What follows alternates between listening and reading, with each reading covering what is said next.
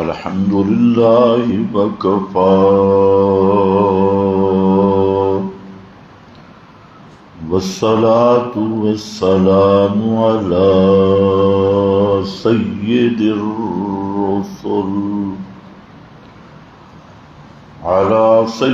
الرسل وخاتم الأنبياء. أما بعد فأعوذ بالله من الشيطان الرجيم. بسم الله الرحمن الرحيم.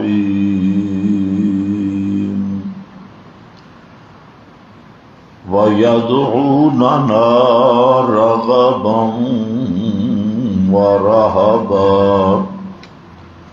وكانوا لنا خاشعين.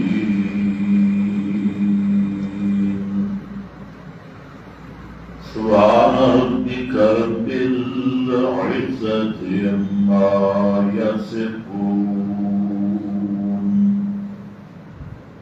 وسلام على المرسلين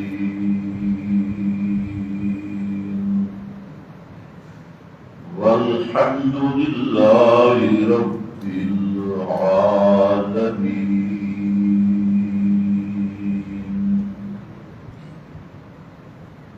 انتہائی قدر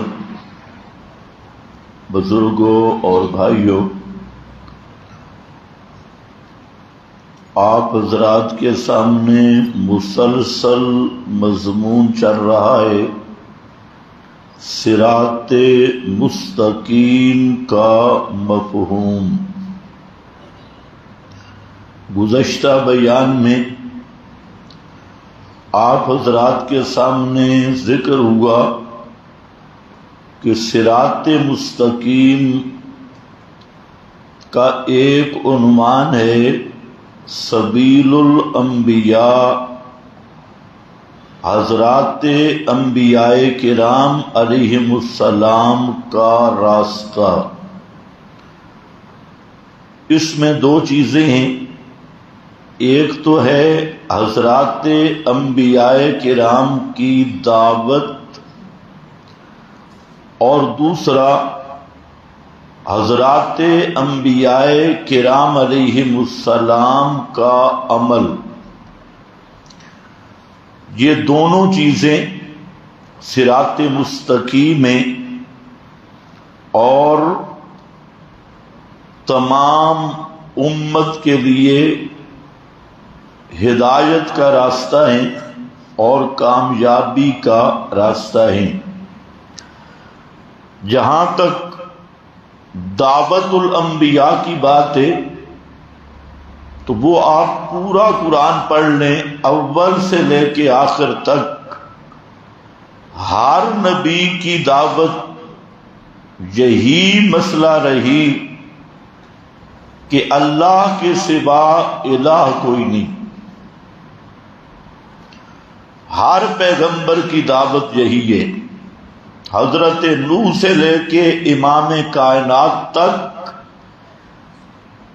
ایک ہی مسئلہ چل رہا ہے، اور وہ مسئلہ یہ ہے کہ الہ صرف اللہ ہے، اللہ کے سوا الہ کوئی نہیں. یہ اتفاق کی اور اجماعی دعوت ہے تمام حضرات انبیاء کرام کی اور تمام حضرات انبیاء کرام پر ایمان رکھنے والوں کی. اب اس کا ایک دعوت کا عنوان ہے کہ اللہ کی عبادت کرو. اس پر یاد رکھ لو کسی ایک نبی کو بھی اللہ نے اس مسئلہ کے ساتھ مبعوث نہیں کیا. کہ کوئی ایک پیغمبر بھی آیا ہو جس نے یہ کہا ہو کہ اللہ کی عبادت کرو؟ بالکل نہیں۔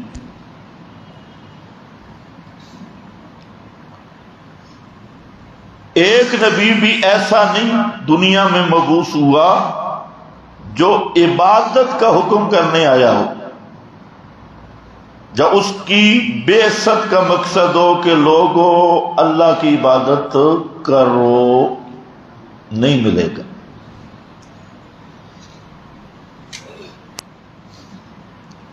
جو پیغمبر بھی آیا وہ توحید فی العبادت کا پیغام لے کے آیا، اور توحید فی العبادت میں دو پہلو ہیں، ایک نفی کا اور ایک اس بات کا۔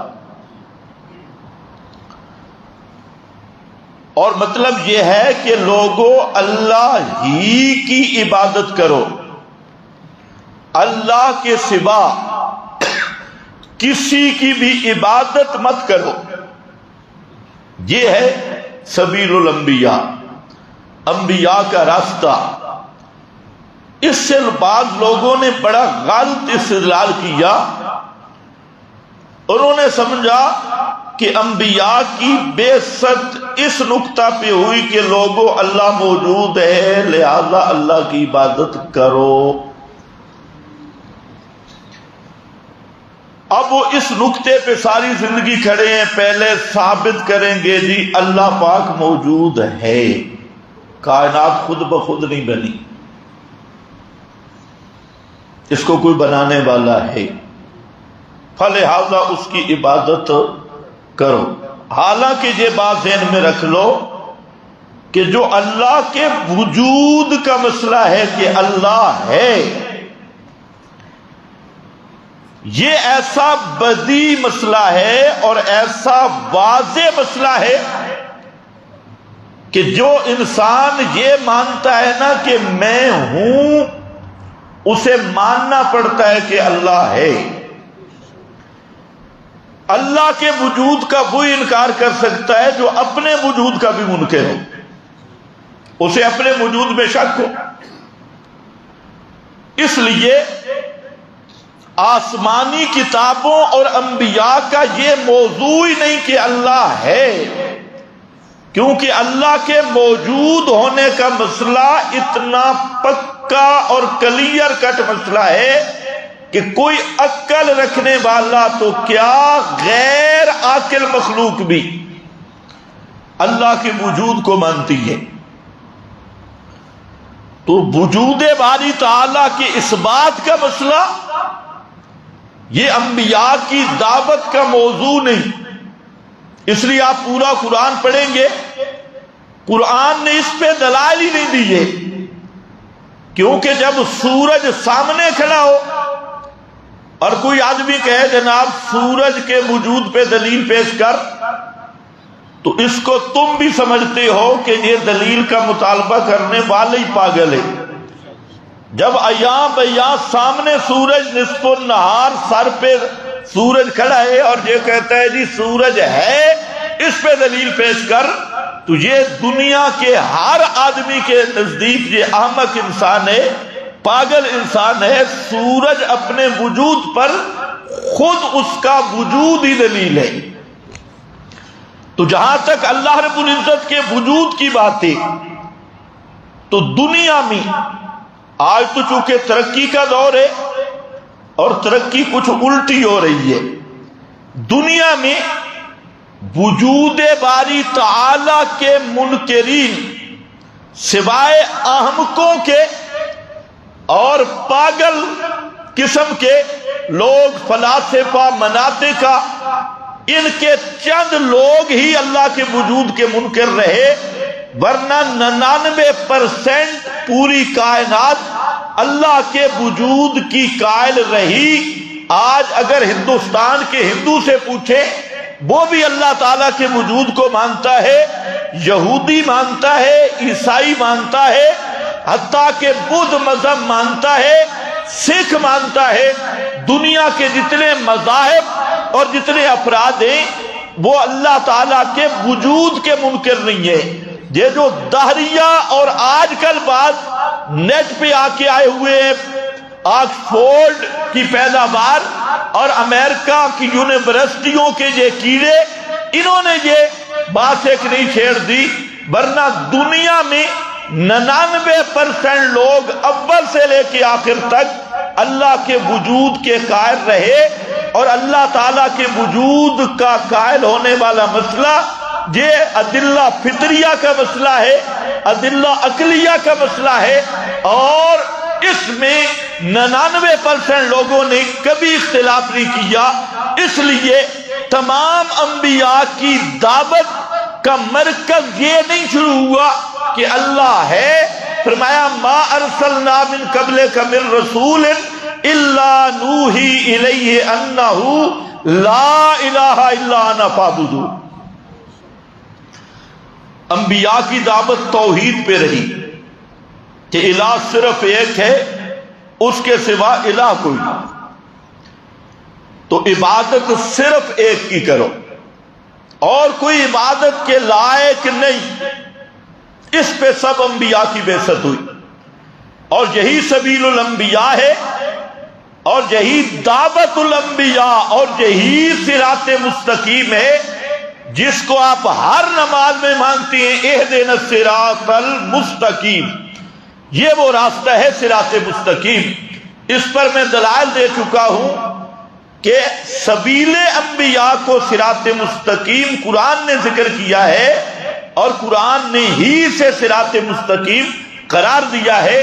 ہماری بات یہ چل رہی تھی کہ جس طرح انبیاء کی دعوت یہ صراط مستقیم ہے، اسی طرح حضرات انبیاء کرام کا عمل وہ بھی صراط مستقیم ہے،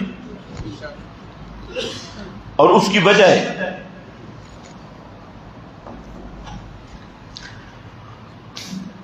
ایک رافضی نے سوال کیا، رافضیوں کا بڑا علامہ ہے، کہتا ہے کہ میں نے بڑے بڑے مولویوں سے بات پوچھی ہے لیکن کسی نے جواب نہیں دیا۔ اب ذرا آپ بھی غور سے سنیں، چونکہ جہاں رسمی تقریریں کرنا تو ہمارا مقصد ہی نہیں ہے، کوئی چیز سمجھ کے جاؤ۔ اس نے کہا بڑے بڑے مدارس، بڑے بڑے علماء سے میں نے پوچھا، جواب نہیں۔ اور پھر یہ مذاکرہ وزارت تعلیم میں بھی ہوا، وہاں سے ایک اپنے عالم نے بھی سوال کیا کہ ہمارا یہ مذاکرہ چل رہا ہے اور ایک سوال ہے، آپ اس کا جواب دیں۔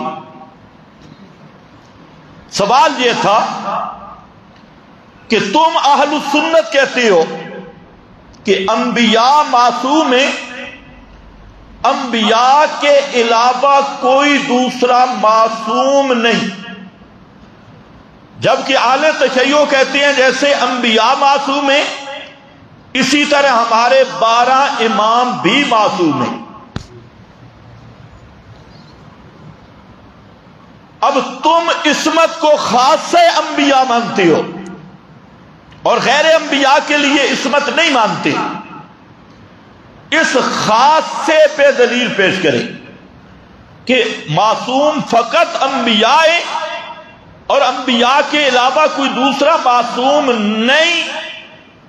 اس پہ دلیل عصمت الانبیاء کی دلیل نہیں، دلیل دینی ہے کہ عصمت خاصۃ الانبیاء ہے اور کوئی غیر انبیاء میں معصوم نہیں۔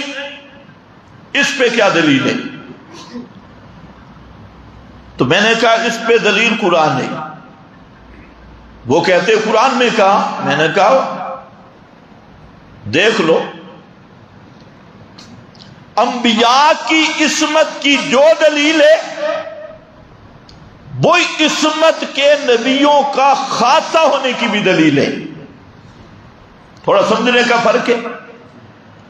انبیاء کی عصمت کی ایک دلیل یہ ہے کہ حضرات انبیاء کرام علی الاطلاق مفترض الطاعت ہیں،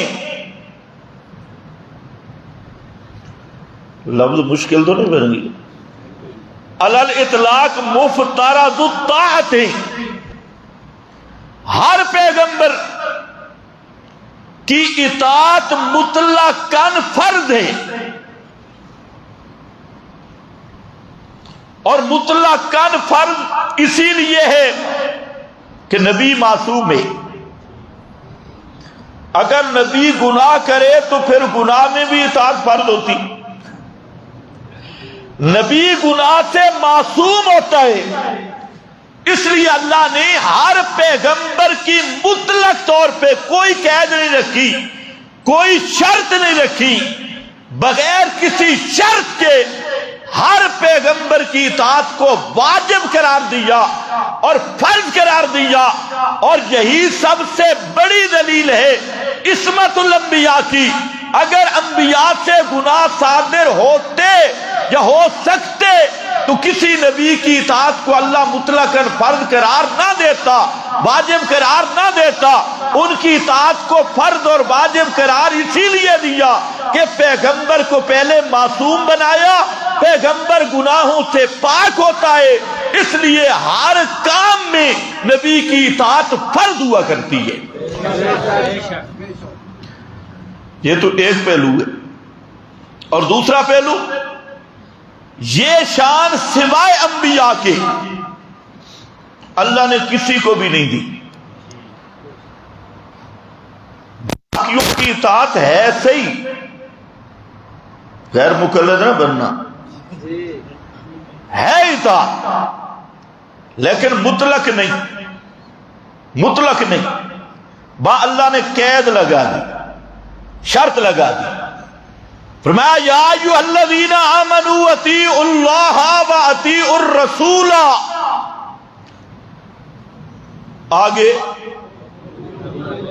جہاں اطیعوا نہیں ذکر کیا، اولی الامر ذکر کیا، اطیعوا نہیں ذکر کیا. کیوں؟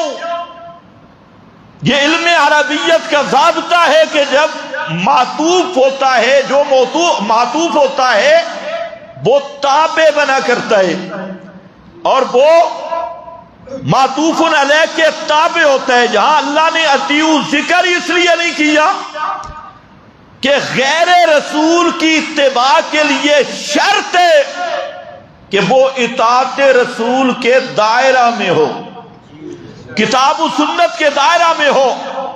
کتاب و سنت کے مد مقابل اگر کسی کی اطاعت کو جائز ہی سمجھے تو اس فرض ہونا دور کی بات، واجب ہونا دور کی بات، قرآن و سنت کے مد مقابل اگر کسی کی اطاعت کو کوئی فرض جائز سمجھتا ہے وہ آدمی کٹر مشرک بن جاتا ہے اور شرک فی الحاکمیت کا مرتکب ہوتا ہے.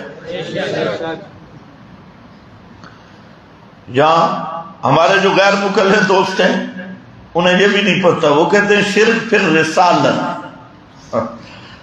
اب ایک نئی اصطلاح شرک فی الرسالت، جو پتہ ان کو بھی نہیں. بولتے کیا ہیں؟ مجتہدین کی بات ماننا شرک فی الرسالت ہے. تو ہم کو پوچھتے ہیں شرک فی الرسالت، یہ شرک کی کون سی قسم ہے؟ شرک فی الرسالت نبی بشر، تم بشر، نبی اللہ کا بندہ، تم اللہ کے بندے، فرق شان میں ہے نا، مقام میں فرق ہے. لیکن نفس بشریت میں نبی بھی حقیقی بشر، امتی بھی حقیقی بشر، تو یہ شرک فی رسالت بن گیا. نبی اللہ کا بندہ، تم اللہ کے بندے، شرک فی رسالت بن گیا.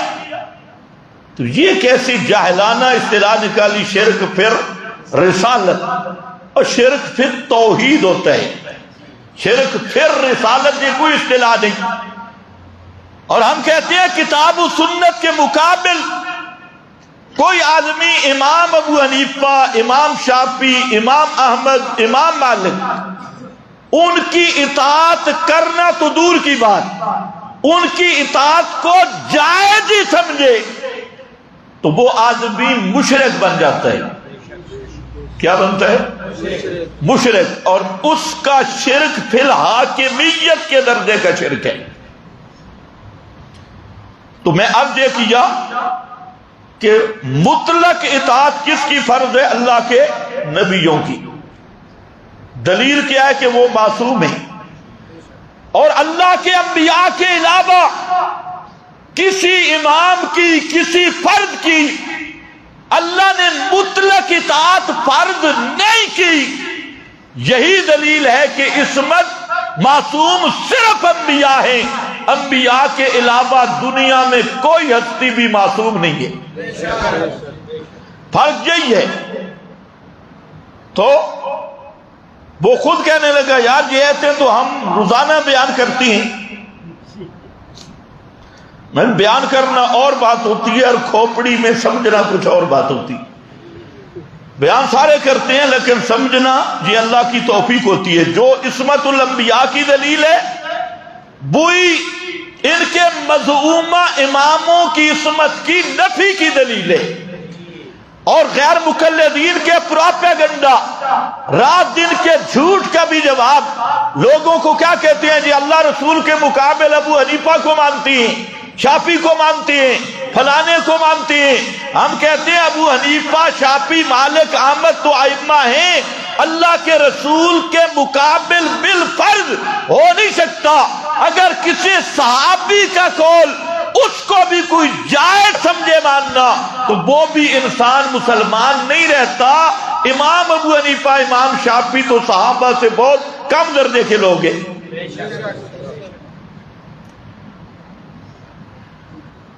تو اب ان کا ایک جھوٹ ہوتا ہے۔ خیر، انبیاء کی دعوت عملی یہ بھی صراط مستقیم ہے، اس لیے کہ انبیاء گناہوں سے معصوم ہیں، البتہ بھول لگ سکتی ہے۔ یہ بھی خیال کرو، آپ کا ایک عالم صاحب بیان کر رہا تھا عصمت کا معنی کہ نبی جو ہوتا ہے وہ خطا اور نسیان سے پاک ہوتا ہے۔ یہ اہل سنت کے نزدیک نہیں، یہ روافض کے نزدیک ہے۔ اہل سنت کے نزدیک خطا اور نسیان سے پاک یہ الوہیت کا خاصہ ہے۔ لا یذل ربی ولا ینسا، یہ صرف اللہ تعالیٰ کی شان ہے کہ وہ بھولتا بھی نہیں اور اس سے خطا نہیں ہوتی۔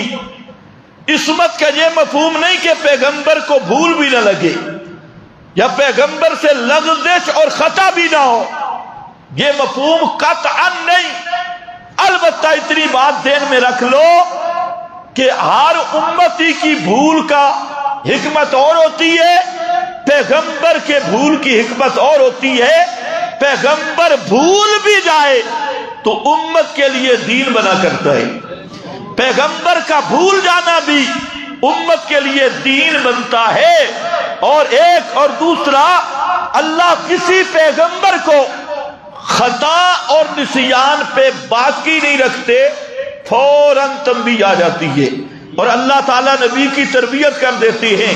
پیغمبر کے علاوہ یہ کسی کی شان نہیں کہ اس کی ہر نسیان اور ہر خطا پر اس کو تنبیہ آ جائے۔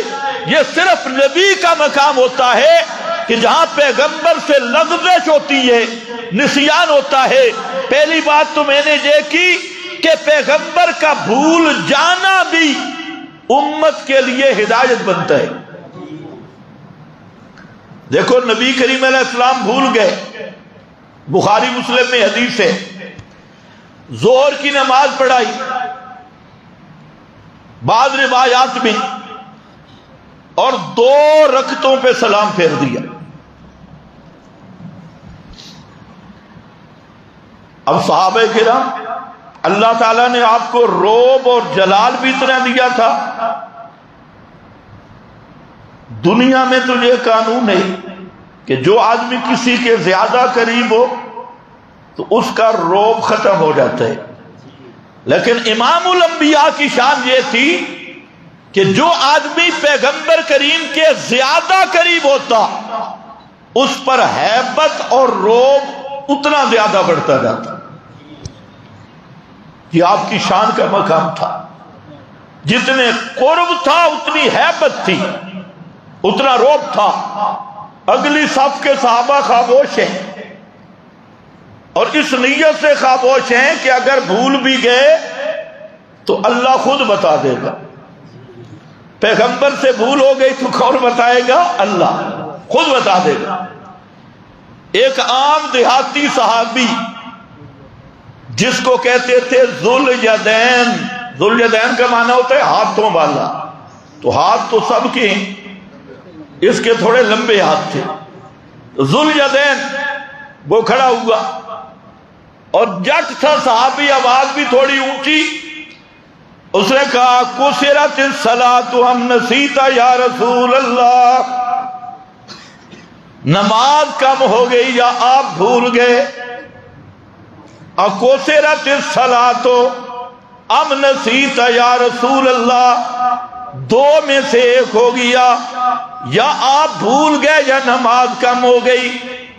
پیغمبر کریم نے فرمایا کل ذالک لم یکن، ایک بات بھی نہیں ہوئی، نہ میں بھولا ہوں نہ نماز کم ہوئی ہے، کل ذالک لم یکن، ایک بات بھی نہیں ہوئی۔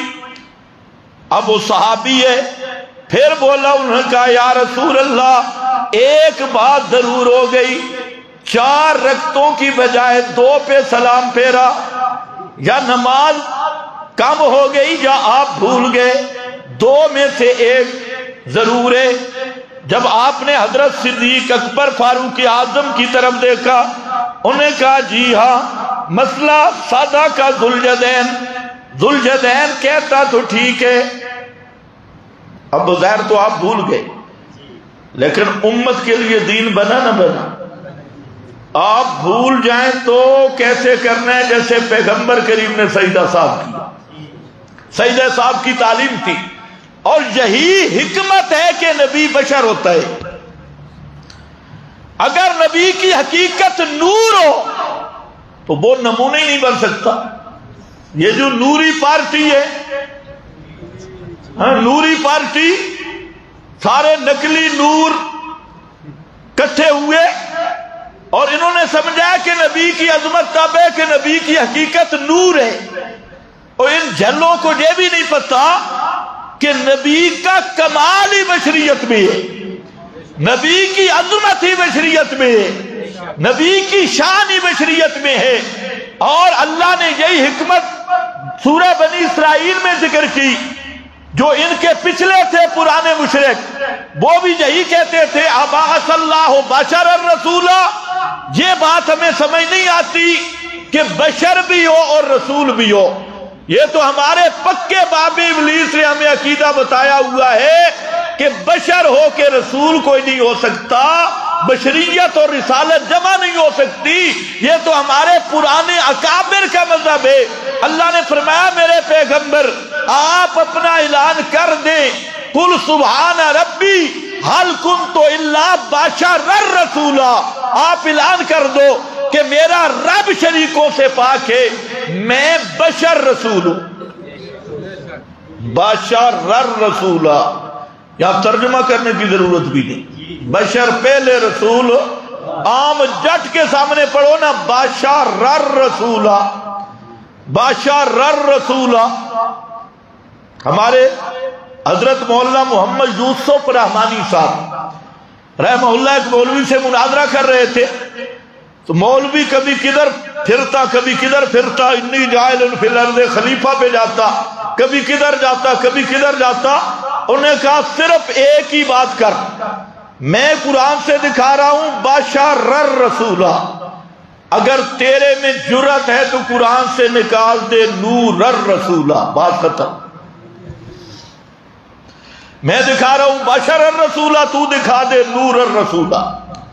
عام جٹ سمجھ گئے، انہوں نے کہا مولوی نے بات ٹھیک کی ہے بھائی، یہ بشر رسولہ تو ہمیں سمجھ آتا ہے، ترجمے کی ضرورت بھی نہیں تھی، نور رسولہ کہیں سے لکھا؟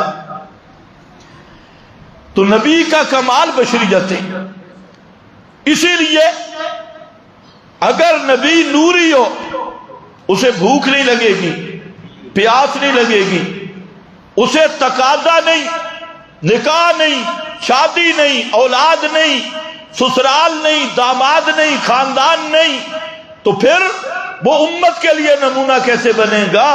اسی لیے جب پیغمبر کریم صلی اللہ علیہ وسلم مسلم شریف میں آپ کے یہ لفظ ہے، فرمایا ایھا الناس انما انا بشر انسا کما تنسون، اے لوگو میں ایک انسان ہوں، انسا کما تنسون، مجھے بھی بھول لگ جاتی ہے جیسے تم بھول جاتے ہو، مجھے بھی اس طرح بھول لگ جاتی ہے، تو فذکرونی اذا نسیتو، اور جب میں بھول جاؤں تو تم مجھے یاد کرا دیا کرو، اگر بھول جاؤں تو تم مجھے یاد کرا دیا کرو۔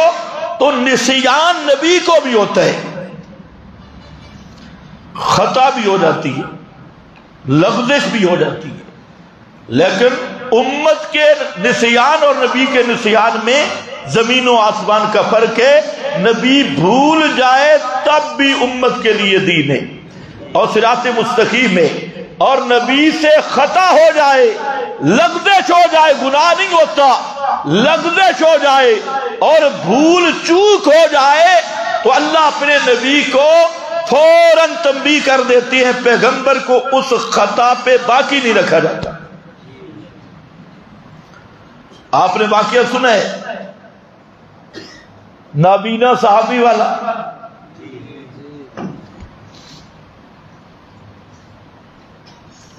آپ مشرکین کو دعوت دے رہے ہیں، مالدار مشرک تھے، اور آپ کا ذہن مبارک میں یہ بات آئی کہ اگر یہ مشرک مسئلہ مان لے تو اسلام کو ظاہری قوت بھی مل جائے گی۔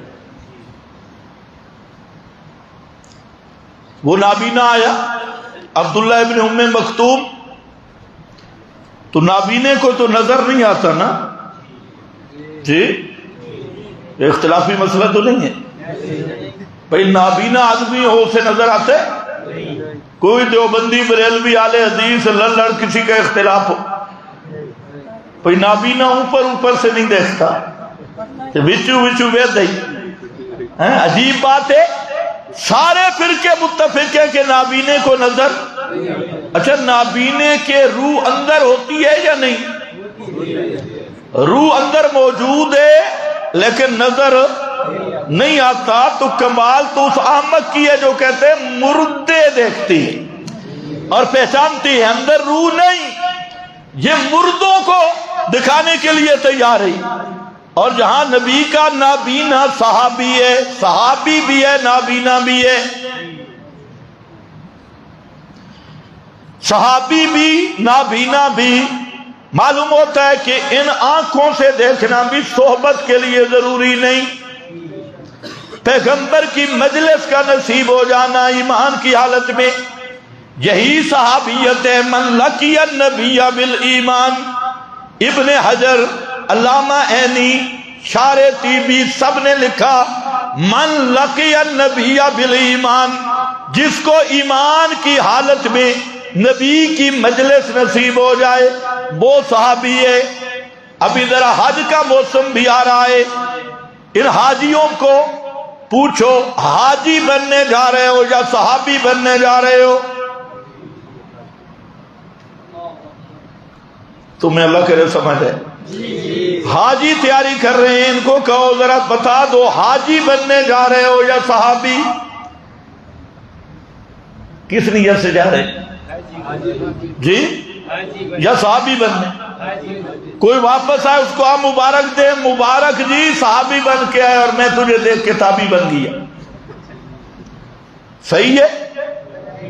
اور اگر عقیدہ یہ ہے للڑ پارٹی کا کہ پیغمبر کریم دنیاوی حیات کے ساتھ زندہ ہیں، سنتے بھی ہیں، روزے پہ آنے والوں کو دیکھتے بھی ہیں، پھر دعا سے خالی نہیں، ان سے پوچھو کہ تمہارا ایمان ہے یا نہیں، اگر تمہارا ایمان ہے تو پھر صحابی ہونے کا دعویٰ کر، اور اگر ایمان نہیں تو پھر کہنا چاچی ابو جہل کی طرح کافر ہے۔ حاجی تو وہ بھی تھا، عجیب بات ہے، ابھی سے کہہ رہے ہیں جی میرے سلام دینا، حاجی صاحب جا رہے ہو میرے سلام دینا، بڑے عجیب بات، پیغمبر سے بات بھی ہو رہی ہے، عقیدہ ہے کہ آپ سنتے بھی ہیں، دیکھتے بھی ہیں سفر کے حالات، اور مولانا سرفراز نے تو لکھا ہے کہ دل کے خطرات بھی جانتی ہیں، سفر کے حالات بھی جانتی ہیں اور دل کے خطرات بھی جانتی ہیں، یہ مولانا سرفراز خان شیخ الحدیث نصرت العلوم وہ لکھ رہا ہے اب، اور یہ سارے لڑوں کا عقیدہ ہے وہاں جا کے دعا کرواؤ. تو میری ترنول میں دکان نہیں چل رہی، اسلام آباد میں بڑی مہنگائی ہے، ادعو اللہ، اللہ کے رسول دعا فرماؤ. اور یہ دعا بھی کرواتی ہیں جا کے، یا رسول اللہ دعا فرماؤ. مولانا فضل الرحمان بڑی مشکل میں ہے، یہ الیکشن جیت جائے، ادعو اللہ. تو اب اگر یہ عقیدے رکھنے والے، دیکھنے سننے سفارشیں کروانے والا عقیدہ رکھنے والے، حیات دنیاوی والا عقیدہ رکھنے والے، یہ اگر وہاں جائیں اور صحابی نہ بنے تو پھر یہ واضح دلیل ہے کہ یہ کٹر کافر اور بے دین ہے، اور خود اپنے آپ کو کافر کہہ رہے ہیں. بھئی اتنے دیر تک تو صحابی بن جانا چاہیے. خیر، حضرت عبداللہ ابن ام مکتوم آگئے، انہوں نے مسئلہ پوچھا. پیغمبر کریم صلی اللہ علیہ وسلم کی نیت بھی صاف ہے، آپ کا دل بھی صاف ہے، اور اسلام کی ہمدردی میں آپ نے اتنا سمجھا کہ یہ تو اپنا ہے، یہ تو کبھی چھوڑ کے جا نہیں سکتا، اس کا مسئلہ بعد میں بھی حل ہو جائے گا. لیکن یہ جو سرداران قریش، صنادید قریش، یہ میرے ساتھ بیٹھی ہیں، یہ کبھی کبھی موقع ملتا ہے، اس لیے آپ کے چہرے پر ناگواری کے آثار آ گئے، اور آپ صلی اللہ علیہ وسلم نے ابن ام مکتوم کا آنا، یہ ظاہری ناگواری آپ کے چہرے اقدس پہ آئی، اور وجہ یہی تھی کہ یہ تھوڑا بیٹھ جاتا، صبر کرتا، میں ان کو مسئلہ سمجھا دیتا. بس اتنا واقعہ پیش آیا، اور اوپر سے اللہ نے فرمایا عبس وتولی ان جاءہ الاعمی.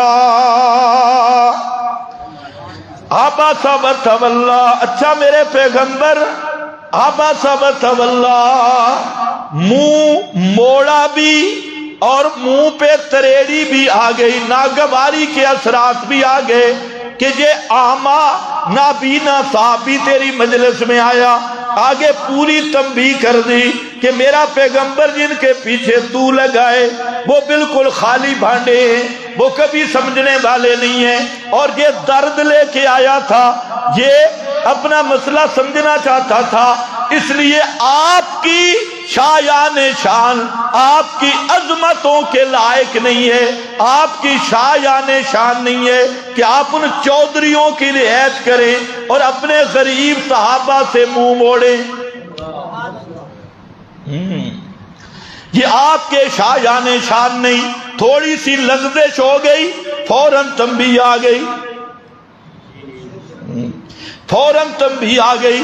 اس میں یہ بھی دلیل ہے کہ اللہ اپنے نبی کی خود تربیت کرتا ہے. اسی طرح پیغمبر کریم نے قسم اٹھائی کہ آئندہ میں شہد نہیں کھاؤں گا، ماکی اور شہد نہیں کھاؤں گا. اللہ نے فرمایا یا ایھا النبی لما تحرم ما احل اللہ لک، اے میرے پیغمبر لما تحرم، آپ تو نبی ہیں، نبی کا منصب تو احکام الہی کو پہنچانا ہے. لما تحرم، آپ کیوں حرام کرتے ہیں جس چیز کو اللہ نے تیرے لیے حلال کیا. حلال کسی چیز کو کرنا، حرام کرنا یہ کس کا اختیار ہے؟ اور نبی کا کام ہے پہنچانا. نبی کہتے بھی ہیں انسان بعثہ اللہ الی الخلق لتبلیغ الاحکام، پیغمبر ہوتا ہی وہ ہے جو اللہ کے احکام میں اللہ کا نمائندہ بن کے آتا ہے، اللہ کے احکام کائنات تک پہنچاتا ہے. فرمایا احکام بنانا یہ پیغمبر کے اختیار میں بھی نہیں، پیغمبر کا کام بھی ہے احکام پہنچانا.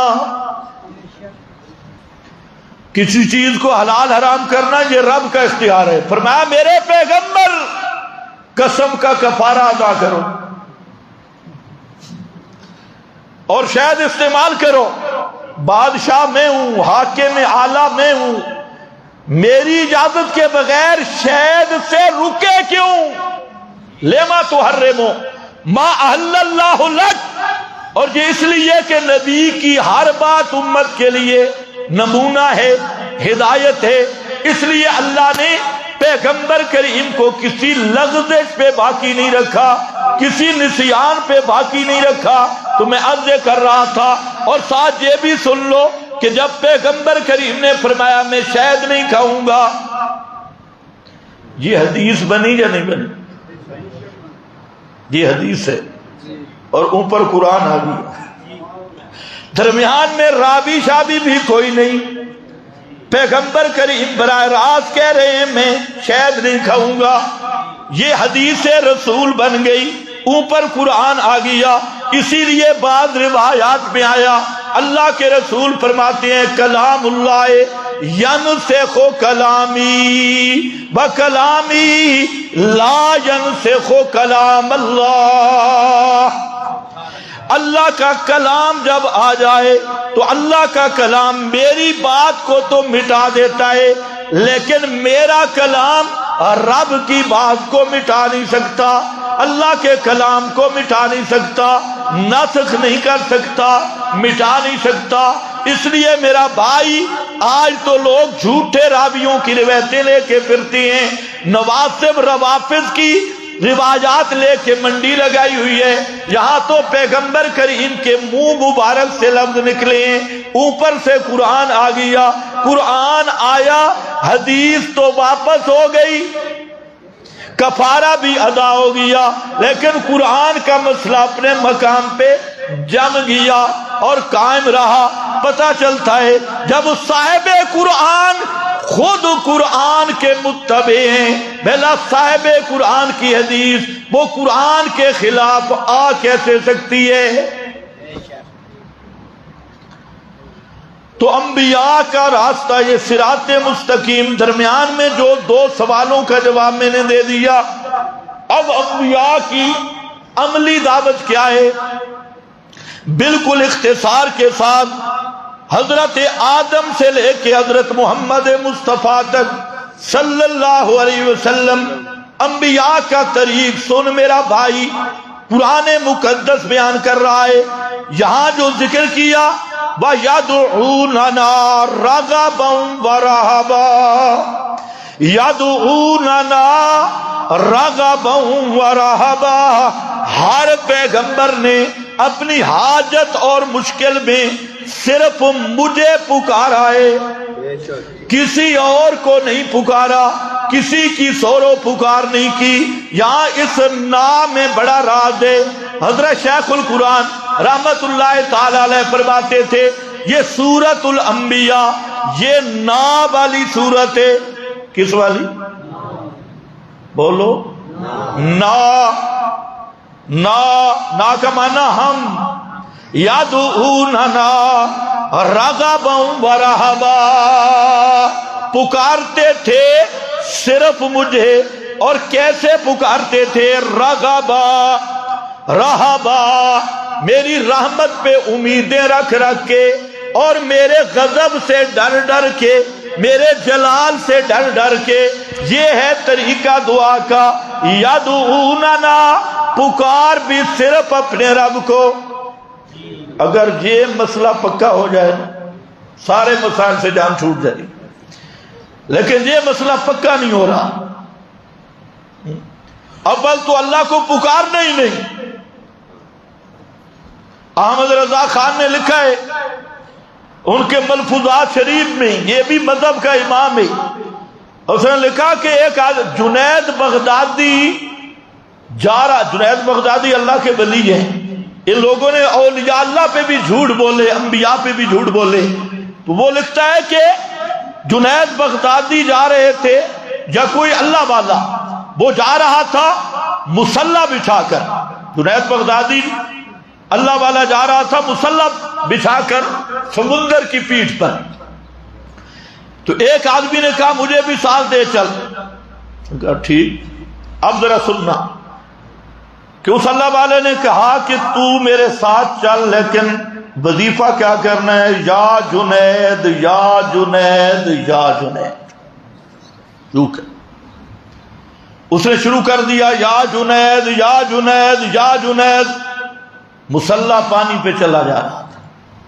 اب اعلی حضرت فرماتی ہیں کہ شیطان نے اس کے دل میں وسوسہ ڈالا کہ یا اللہ کہو۔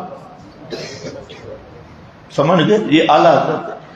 یا اللہ کہنا شیطانی وسوسہ ہے۔ شیطان نے وسوسہ ڈالا کہ یا اللہ کہو،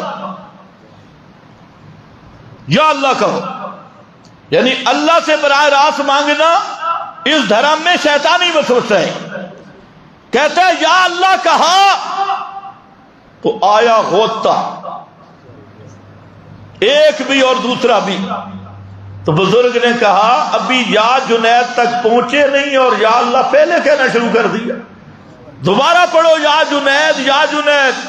اس نے یا جنید کہنا شروع کیا، تب وہ مسلح پہ چل پڑا۔ اب دیکھو دوستو، ایسی قوم کو مسلمان کہیں گے جی جن کے پیچھے تم نمازیں بھی پڑھ کے آ جاتی ہو اور چلے سے روزے پہ جاتی ہو اور ساری نمازیں ویسے اپنا عقیدہ نہ ہو تو نماز ویسے ہی نہیں۔ عقیدہ لوگ کہتے تھے عقل نہیں تھے موجن، میں آ کے عقیدہ نہیں تھے موجن، جدھر مرضی جہاں عقیدے کی غیرت نہیں۔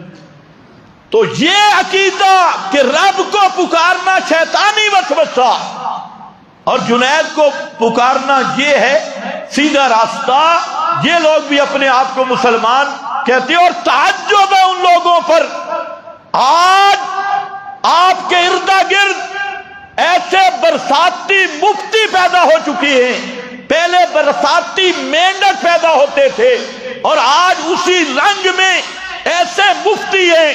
پچھلے دنوں میں سن رہا تھا آپ کے مضافات میں بڑے بڑے ایسے مفتی موجود ہیں، بڑے بڑے مدارس میں، جو اب اشاعت التوحید کا نام لے کر بھی یہ کہہ رہے ہیں کہ علم غیب، حاضر ناظر، نور بشر، یہ سارے مسائل فروعی ہیں اور یہ رضاخانیوں کی تکفیر نہیں، یہ بھی اولیاء اللہ اور یہ بھی پکے مسلمان ہیں۔ یاد رکھو، ایسا مفتی جو کہتا ہے ان کی تکفیر نہیں، جواہر القرآن کے مقدمہ میں لکھا ہے کہ ان کی عقائد پر مطلع ہو کر جو ان کو کافر نہیں کہتا وہ بھی ویسا ہی کافر ہے۔ یہ جواہر القرآن کا مقدمہ ہے، ویسا ہی کافر ہے۔ اور علامہ انور شاہ صاحب نے لکھا ہے ایک پار الملحدین میں، فرماتے ہیں کہ ایک آدمی کفر کرے اور مفتی صاحب اس کے کفر کی تعویل کرتا ہے تو وہ بعد میں کافر ہے، پہلے مفتی کافر ہے۔ اب یہ کھیل شروع ہو چکی ہے۔ میں تو حیرانگی سے تعجب کی بات ہے کہ یہ جو علاقہ چھچ کے مولوی ہیں، حالانکہ علاقہ چھچ کے جو پہلے حضرات تھے بڑے مضبوط تھے، اب جو نالیک جانشین آئے اور مطالعہ شطالعہ کسی چیز کا نہیں، انہوں نے بھی شروع کر دیا جی بریلوی ہمارے بھائی ہیں۔ اور میں نے کہا تمہارے بھائی ہیں تو یہ اخوت فی الکفر ہوگی، اخوت فی الایمان نہیں۔ آجا یدعوننا، پکارنا کس کو ہے؟ اللہ کو۔ یہ انبیاء کا راستہ ہے، ہر مشکل میں رب کو پکارنا۔ اور پکارنا کیسے ہے؟ رغبا ورہبا، رغبا ورہبا، رغبا رغبت کرتے ہوئے، رہبا اس کی بے نیازی سے ڈرتے ہوئے، اس کی رحمت کی امیدیں رکھتے ہوئے، اس کی بے نیازی سے ڈرتے ہوئے، کیونکہ وہ کسی سے مجبور نہیں ہے، وہ اپنی مرضی کا مالک داتا ہے، جس کو چاہے دے دے، جس کو نہ چاہے دنیا کی کوئی طاقت دلانے والی نہیں۔ اس لیے فرمایا رغبا ورہبا وکانوا لنا خاشعین۔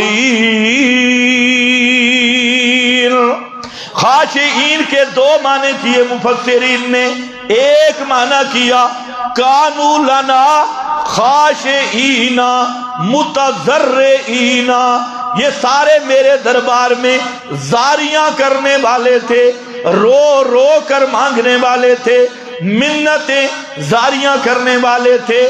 جو متضرعین، متضرع کہتے ہیں جب کسی دودھ والے جانور کا دودھ نکالنے کے لیے اس کے تھنوں کو کھینچا جاتا ہے، اس کو عربی میں کہتے ہیں الضرع، اور اسی سے ہے زاریاں کرنا، رونا، رو رو کے مجھ سے مانگتے تھے، خاشعین، اور دوسرا معنی شاہ عبد القادر نے کیا، میرے سامنے دبے رہتے تھے، اس لیے میرا بھائی اس کا یقین بٹھا، صرف زبان پہ نہیں دل کا یقین لیا، اندر محنت کر کہ تیرے دل میں اللہ کے دروازہ پکا ہو جائے، اور تیرے دل میں جب بھی مانگنا ہو تو براہ راست رب سے مانگنے کا داعیہ پیدا ہو۔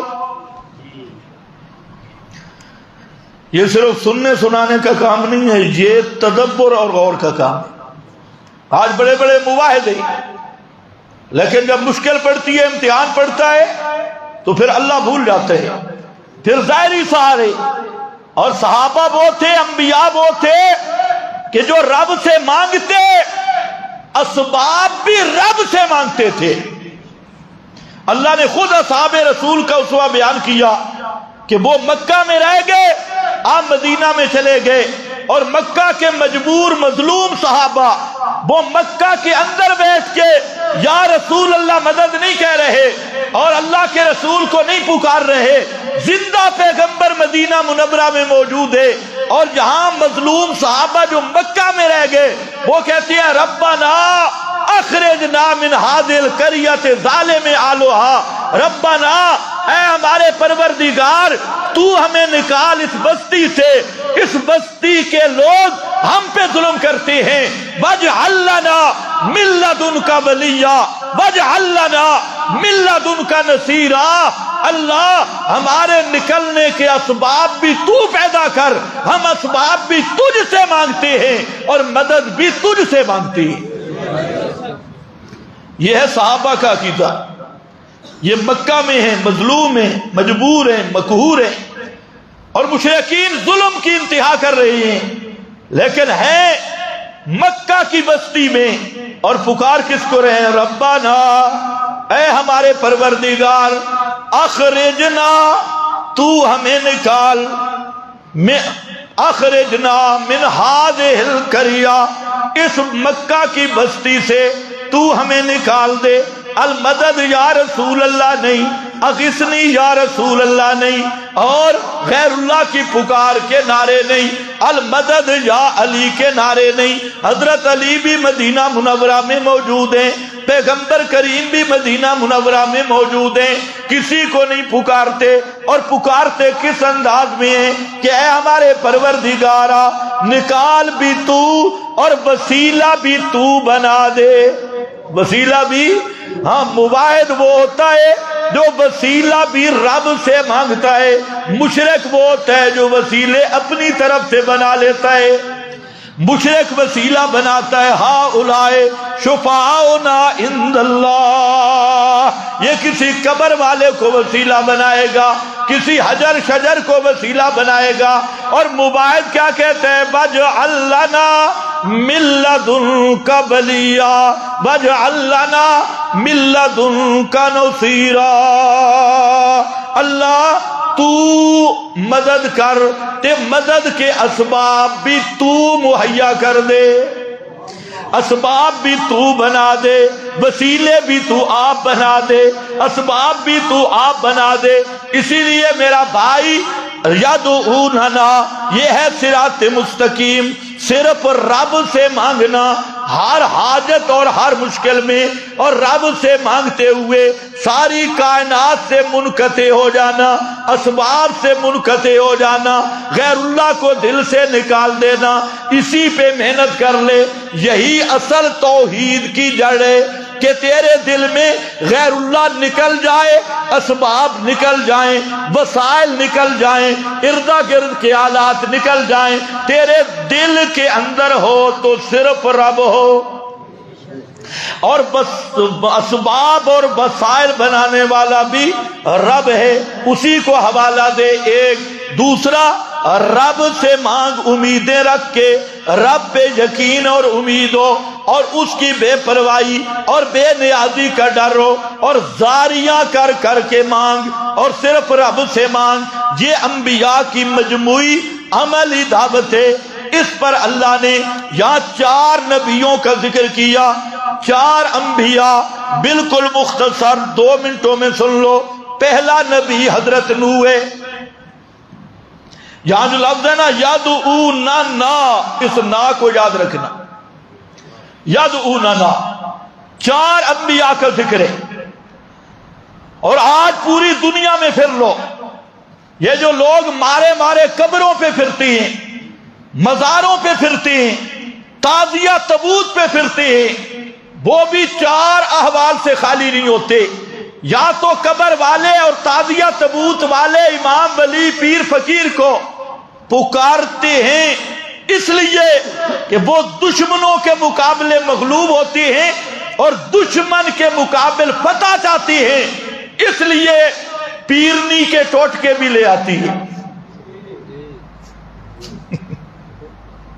لیکن اللہ بھی بتا دیتا ہے تم تو صرف تعویذ لے کے خوش ہو نا، وہ سب کچھ ہو جائے۔ ہمارے جناب محترم سابق وزیر اعظم صاحب تعویذوں والی بھی لے آیا پھر بھی پریشان ہے۔ تم تو صرف تعویذ لے کے مطمئن ہو کہ تعویذ آ گیا، لیکن سابق وزیر اعظم صاحب پورے تعویذوں والا ڈبہ اٹھا کے لائے اور پوری فیکٹری تعویذوں والی گھر لگا دی، لیکن پھر بھی پریشان ہے یا نہیں؟ جو پی ٹی آئی کے بیٹھے ہو وہ تو بولو نا، تو کم از کم پریشان ہے یا نہیں؟ معلوم ہوتا ہے تعویذ کیا کرے گا، تعویذوں والی پوری فیکٹری فیل ہو چکی ہے، گھر فیکٹری تعویذ کی لگی ہے، سارے ٹونے ٹاٹکے سارے۔ تو غیر اللہ کو پکارنے کی ایک وجہ ہوتی ہے کہ دشمن پر غلبہ حاصل کرنے کے لیے، اور تعویذوں والوں کے پاس بھی رش یہی ہے کہ مجھ پہ دشمن بڑا غالب ہے، آپ مجھے تعویذ دے دیں۔ دشمن کے مقابل قبر کی پوجا، تعزیے کی پوجا، سب پوجا ہوتی ہے دشمن پہ فتح حاصل کرنے کے لیے۔ دوسری وجہ، آدمی جیل کے اندر پھنس جاتا ہے، قید میں پھنس جاتا ہے، یا فوجیوں کی عدالت میں چلا جاتا ہے۔ یہ بھی مصیبت ہے کہ نہیں؟ وردی والوں کی عدالت میں، کہ وردی میں رحم نام کی چیز ہوتی نہیں، وردی آتی اس پہ جس پہ رحم نہ ہو۔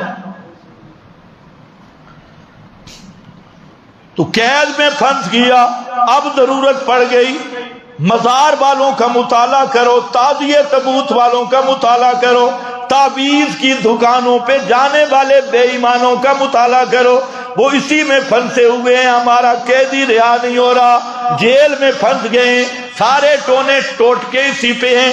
اور تیسری وجہ ہوتی ہے بیماری میں گر گیا، بیمار ہو گیا، اب جناب پیر کھارا شریف جا رہا ہے، کوئی اپارے شریف جا رہا ہے، کوئی پنڈی، کوئی لاہور، یہ پھر رہا ہے خاک شفا اور بیمار کی شفا کے لیے پھر رہا ہے۔ اور چوتھی چیز ہوتی ہے اولاد، اولاد نہیں ہوئی، اب غیروں کو پکار رہا ہے، تعزیہ تبوت پہ تعویذوں والوں پہ کے پاس یہ پھر رہا ہے۔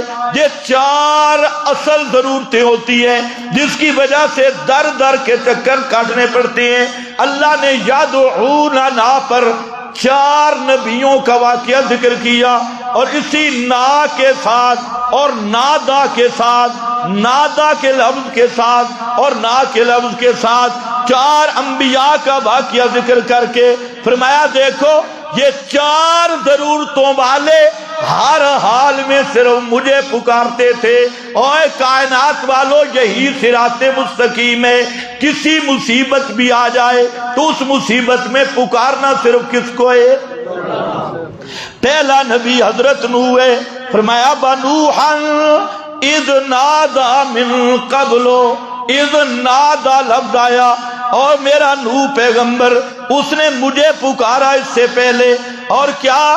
انی مغلوب فانتصر، اللہ میں مغلوب ہوں، میرے پاس اسباب نہیں ہے، میں مغلوب، پنجابی معنی میں ہینا تے کمزور آئی، مغلوب ہینا تے کمزور آئی، فانتصر، فانصر بھی نہیں، فانتصر، تو میرا بدلہ لے، تو میرا انتقام لے۔ حضرت نوح نے پکارا، فرمایا فاستجبنا لہو۔ حضرت نوح دشمنوں کے مقابل گھرے ہوئے تھے، 9.5 سال 100 سال کا دشمن، سارے دشمن وہ حضرت نوح کو روزانہ مار رہے ہیں اور تنگ کر رہے ہیں، تو دشمنوں سے مغلوب ہو کر پیغمبر نے کس کو پکارا؟ یہ ہے اللہ نے بتایا اگر دشمنوں میں گھر چکے ہو تو پکارو کس کو؟ صرف اللہ کو۔ اس طرح پکارو جیسے میرے نوح نے پکارا، اور نوح پیغمبر نے دعا ربہ، پکارا صرف اپنے رب کو، ربہ انی مغلوب، اپنی عاجزی پیش کی، اپنی کمزوری، انتو رب ہے میں مغلوب ہوں، فانتصر تو میرا بدلہ لے۔ فرمایا آؤ فاستجبنا لہو فنجیناہ وأہلہ من الکرب العظیم، من الکرب العظیم، ساریاں گھبراہٹاں دور کر دیتیاں حضرت نوح پیغمبر کی، سب مصیبتیں دور کر دی۔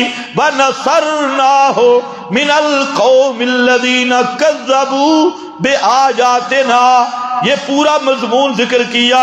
پھر فرمایا اگر دشمنوں کے مقابلے گھر گئے ہو تو میرے نوح پیغمبر کی طرح مجھے پکارو۔ لیکن مشرک نے کیا شروع کر دیا؟ یا نوح مدد۔ نوح خود کس کو پکار رہا ہے؟ یدعوننا رغبا ورہبا۔ اور اگر بیماریوں میں پھنس چکے ہو، بیماری میں گھر گئے ہو، تو آؤ با ایوب اذ نادا ربہ، نادا، نادا، پھر آیا نادا، نادا ربہ، اور میرا ایوب پیغمبر اس نے جب پکارا اپنے رب کو۔ اٹک میں ہمارے ایک ساتھی ہے، پہلے تو وہ بڑے تعبیر شعبیر لکھتے تھے، بہرحال بعد میں انہوں نے الحمدللہ توبہ کی ہے، میرے سامنے کی ہے۔ پچھلے دن ان کی تصویر آئی تو کئی ہمارے جو شرطے ہیں، کئی بیچارے عقل سے فارغ بھی ہوتی، تو وہ نیچے کومنٹ کر رہے تھے یہ تو بڑا تعویذ کر رہے، وہ کب کے تعویذ بیچارہ چھوڑ چکا ہے۔ تو خیر وہ سخت بیمار ہو گیا، یہ ہمارے آنکھوں کے سامنے کا واقعہ ہے، ڈاکٹروں نے اسے علاج کیا، ہر جگہ پھرتا رہا، تو سخت بیمار ہوا۔ میں خود عیادت کے لیے گیا، وہ چارپائی سے ہل نہیں سکتا تھا، اس کے دل میں ایک داعیہ پیدا ہوا کہ میں اب اٹھ تو نہیں سکوں گا لیکن میں بیت اللہ کو ایک دفعہ دیکھ لوں۔ القصہ وہ چلا گیا کعبۃ اللہ میں، اور وہاں جب نظر پڑی تو اس کے پاؤں سوجے ہوئے تھے، لاغر تھا، لیٹا ہوا تھا۔ تو کہتا ہے کہ میں نے دعا میں یہ لفظ کہے کہ یا اللہ تجھے خوب معلوم ہے کہ میرا عقیدہ اشاعت التوحید والا ہے، اور میں تیرے سوا کسی کے پکارنے کا قائل بھی نہیں، اور تیری پکار میں کسی وسیلے مخلوق کا قائل بھی نہیں۔ میں صرف حوالہ دیتا ہوں کہ جیسے ایوب کو تو نے سیکنڈوں میں شفا عطا کر دی تو مجھے بھی شفا عطا کر دے۔ بس یہ دعا ختم ہوئی تو کہتے ہیں میرے پورے وجود میں کرنٹ آ گیا، اور وہاں سے اٹھا، 5 عمرے بھی کیے، واپس بھی آیا، ہم اس کو پھر ملنے گئے، وہ گھوڑے کی طرح دوڑ رہا تھا۔ کہتے ہیں میرے وجود میں بیماری ہے ہی کوئی، صرف یہ دعا کی۔ لیکن ہم اور آپ مانگتے نہیں نا، یہ تو خوش قسمت آدمی ہے جو مانگ لے۔ صرف پڑھنے سے کچھ نہیں ہوتا، مانگنے اور پڑھنے میں فرق ہے۔ تو اب بندہ موجود ہے، اس سے آپ بھی ملاقات کر سکتی ہیں، تو جو وہ بندہ نہ بھی ہو تو قرآن تو موجود ہے۔ قرآن تو کسی شخصی شہادت کا وہ محتاج نہیں ہے. فرمایا بَأَيُّوبَ إِذْ نَادَىٰ رَبَّهُ، ایوب نے کس کو پکارا؟ جلدی بولو ٹائم بھی ختم ہے. وَأَيُّوبَ إِذْ نَادَىٰ رَبَّهُ أَنِّي مَسَّنِيَ الضُّرُّ، اے میرے پروردگارا مجھے بیماری پہنچ گئی، میں بیمار ہو گیا. چلو آئندہ مضمون اگلے جمعے پہ، لیکن یہ بھی ذہن میں رکھ لو کہ یہاں جو بعض لوگ کہتے ہیں نا حضرت ایوب کو کیڑے پڑ گئے، یہ نرے بکواس کرتی. ہمارا یہ عقیدہ ہے کہ پیغمبر کے میت وجود کو بھی کیڑے نہیں چھیڑ سکتے. نبی کا میت وجود بھی محفوظ ہوتا ہے، تر و تازہ ہوتے ہیں. اور کتنے بدبخت ہیں وہ لوگ جو کہتے ہیں حضرت ایوب کے وجود میں کیڑے پڑ گئے. میں کہتا اللہ کرے ان خطیبوں کے وجود میں کیڑے پڑے. نبی کا وجود زندگی میں بھی طیب ہے اور موت کے بعد بھی طیب ہوتا ہے. اور یاد رکھو اللہ اپنے پیغمبر کو ایسی بیماریوں سے بھی محفوظ رکھتے ہیں جو بیماریاں تان اور اعتراض کا سبب بنے. تو نبی کا وجود تو مرنے کے بعد بھی کیڑے چھیڑ سکتے. دیکھو یار حضرت سلیمان کا وجود میت کھڑا ہوا ہے، ساتھ ڈنڈا ہے، ڈنڈے کی ٹیک پہ میت موجود ہے. اور یہ قرآن کی شہادت ہے، وہ کیڑا ڈنڈے کو تو کھا گیا لیکن نبی کا میت وجود سلامت رہا. ڈنڈا سخت ہے یا نبی کا وجود سخت ہے؟ ڈنڈا سخت ہے، سخت چیز کو تو کیڑا کھا گیا لیکن نبی کا وجود تر و تازہ رہا. صلاح ہوتا میت ہے پر تر و تازہ ہے، سلامتی اللہ عطا کرتے ہیں. تو حضرت ایوب کو بیماری کیا تھی؟ اللہ اور اس کے رسول نے اس کی تفصیل نہیں کی. اور قانون یہ ہے اب ما ابہم اللہ ورسولہ، جس چیز کی تعین اور وضاحت اللہ اور رسول کی طرف سے نہ ہو تم بھی نہیں کر سکتے. اس لیے یہ کیڑے شیڑوں والی بات، یہ سب بکواس بازی والی بات ہے. حضرت ایوب کو کوئی بیماری تھی جو ان کی عظمت شان کے موافق تھی. وہ کیا تھی اللہ ہی بہتر جانتا ہے، پر اللہ سے دعا مانگی جو قرآن بتانا چاہتا ہے. قرآن کہتا ہے حضرت ایوب نے بیماریوں میں مجھ ہی کو پکارا تو فاستجبنا، ہم نے حضرت ایوب کی دعا کو قبول کیا. انشاءاللہ یہی میرا دل تھا کہ یہ مضمون جہاں ختم ہو، لیکن یہ ختم نہیں ہوا. تو ایک اعلان سن لو اچھی طرح، جو ضلع اسلام آباد کے ساتھی ہیں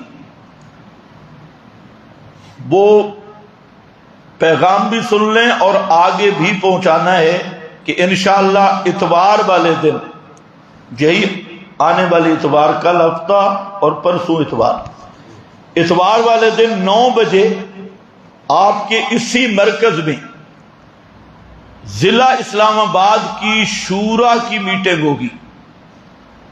جتنے ساتھی، ایک میٹنگ جو پہلے ہوئی تھی شورا میں تمام مباحدین اراکین کا آنا ضروری ہے. عاملہ کی میٹنگ تو وہ ہوتی ہے جس میں عہدے داران، وہ تو ہوتی رہتی ہے، لیکن اب ہے شورا کی میٹنگ. اور دوسرا یہ بھی سن لیں کہ ہماری ایک تحریک، وہ ذیلی تحریک ہوگی اور وہ ہے مفتاح القرآن، دارالعلوم مفتاح القرآن کی رکنیت سازی. اس میں جو ساتھی ہیں مفتاح القرآن کے ساتھ تعاون کرنے والے یا مستقل یہاں جمعہ پڑھنے والے، تعاون چندے سے بھی ہوتا ہے، تعاون دعاؤں سے بھی ہوتا ہے، اور تعاون مستقل مرکز کے ساتھ تعلق سے بھی ہوتا ہے. تو جو ساتھی مالی تعاون کرنے والے ہیں، مرکز میں مستقل جمعہ پڑھنے والے ہیں اور مستقل اس مرکز کے ساتھ نظریتاً متفق ہیں، تو یہ 3 قسم کے ساتھی ہمارے اس دارالعلوم کا رکن بن سکتی ہیں. تو وہ آپ حضرات کو اتوار والے دن وہ ساتھی تشریف لے آئیں تو بہت اچھا ہوگا، چاہے وہ پنڈی سے ہیں یا اردا گرد سے ہیں. کیونکہ یہ جو مفتاح القرآن کی رکنیت سازی ہے یہ عام ہوگی اور یہ انشاءاللہ پورے ملک تک جائے گی. یہ صرف ادارے کی رکنیت سازی ہے اور یہ اس کو ہم ایک تحریک بنا کے مزید ہر جگہ پہ اپنی شاخیں اور تعلیمی ترتیب اور جو نادار ساتھی ہیں مفلس ساتھی ہیں ان کے لیے بھی کوئی تعاون کی ترتیب بنے. تو خصوصاً جو مالدار حضرات ہیں جو اپنے صدقات زکوٰۃ اپنے صحیح مصارف پہ خرچ کرنا چاہتی ہیں تو انشاءاللہ العزیز ہم نے میٹنگ میں یہ ایک سکیم آئی تھی جو ہمارے دارالعلوم کی میٹنگ تھی حاجی صاحب حاجی ابراہیم بھائی کے گھر، وہاں پر بھی یہ سکیم ہم نے طے کی کہ انشاءاللہ اس کام کو ہم وسیع پیمانے پہ بڑھائیں گے اور یہ کام ہمارا ہوگا دارالعلوم مفتاح القرآن کے نام پہ اور اسی کے ساتھ الحاق اور اس کی ممبرشپ کے نام پہ جتنے ساتھی معاونین ہیں اور مرکز کے ساتھ متفق ہیں وہ سارے ساتھی خوشی کے ساتھ اپنے نام بھی لکھوائیں گے اور ان کو باقاعدہ فارم جاری کیا جائے گا اور پھر باقی جو ہدایات ہیں وہ انشاءاللہ اس خصوصی میٹنگ میں عرض کروں گا اور باقی جو پروگرام ہے. اور تیسرے نمبر پر جو ساتھی قربانی میں شریک ہونے والے ہیں تو اب وقت بہت کم رہ گیا تو وہ بھی اتوار تک فائنل کر دیں. یہ جو تینوں اعلان ہے ہر ساتھی تک پہنچاؤ، جو جہاں نہیں آئے ان تک بھی پہنچا دو.